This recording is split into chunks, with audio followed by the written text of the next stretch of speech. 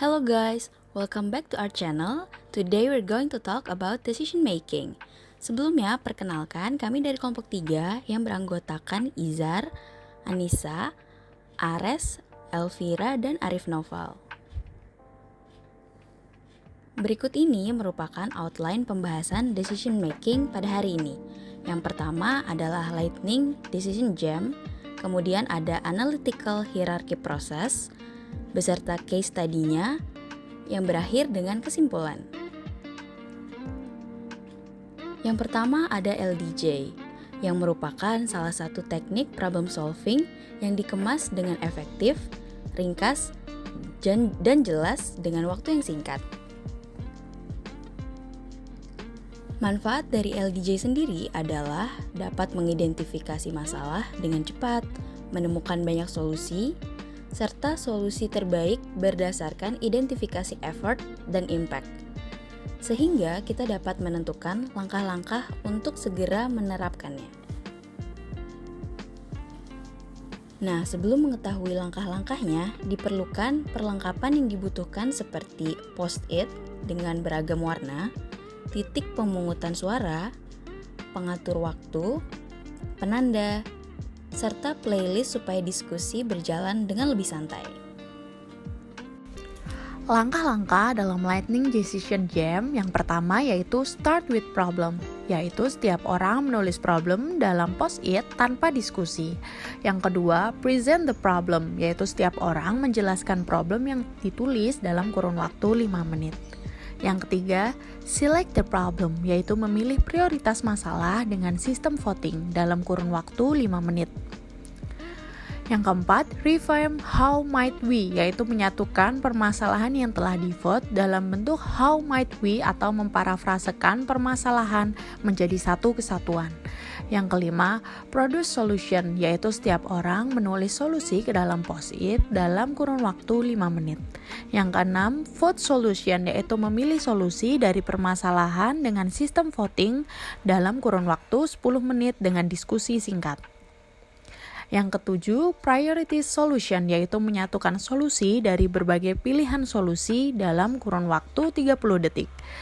Yang kedelapan, decide what to execute, yaitu solusi dipetakan dalam 4 kuadran dengan dimensi impact dan effort dalam kurun waktu 10 menit.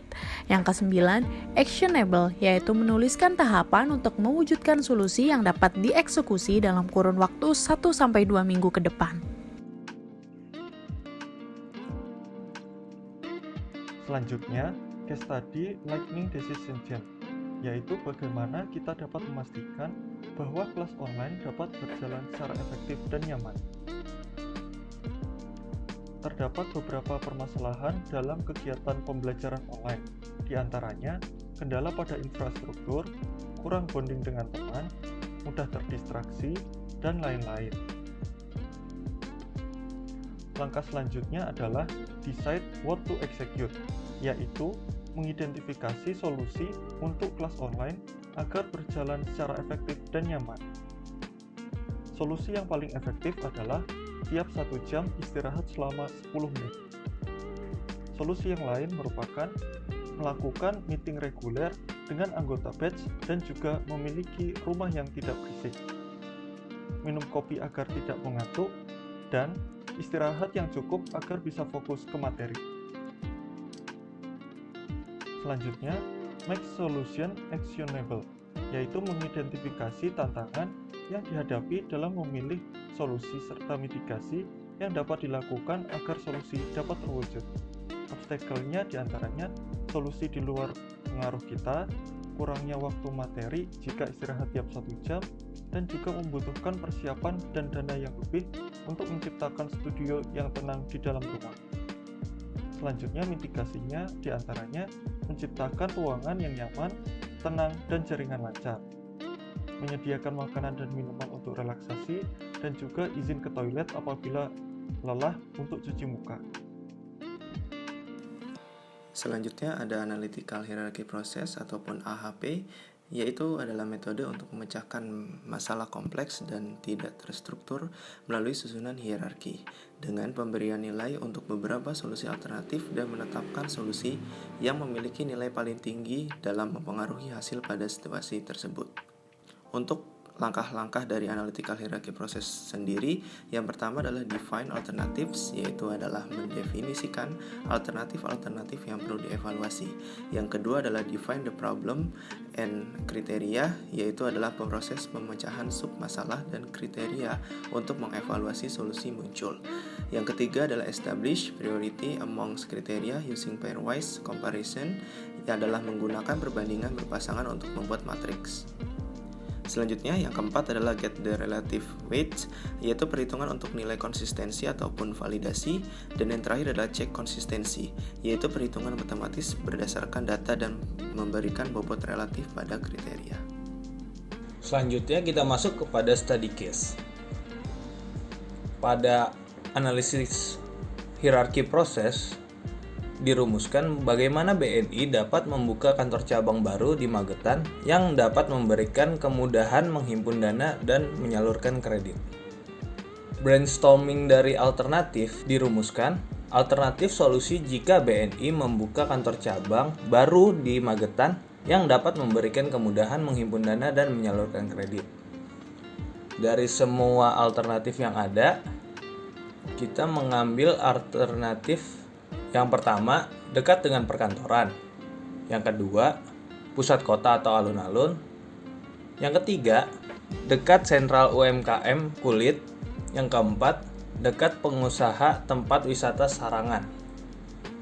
Yang selanjutnya, ada brainstorming of kriteria, yang mana dirumuskan kriteria jika BNI membuka kantor cabang baru di Magetan yang dapat memberikan kemudahan menghimpun dana dan penyaluran kredit. Dari brainstorming itu kita memilih hal yang inti, yaitu harga tanah per meter persegi, akses yang mudah atau infrastruktur, keadaan ekonomi masyarakat yang diukur dengan UMR. Selanjutnya, decision analysis hierarchy process yang dirumuskan bagaimana BNI dapat membuka kantor cabang baru di Magetan yang dapat memberikan kemudahan menghimpun dana dan menyalurkan kredit.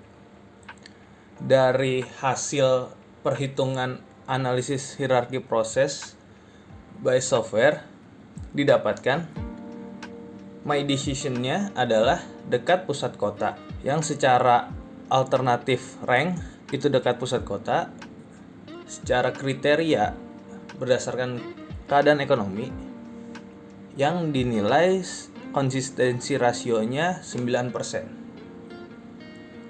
Ada beberapa kesimpulan yang dihasilkan.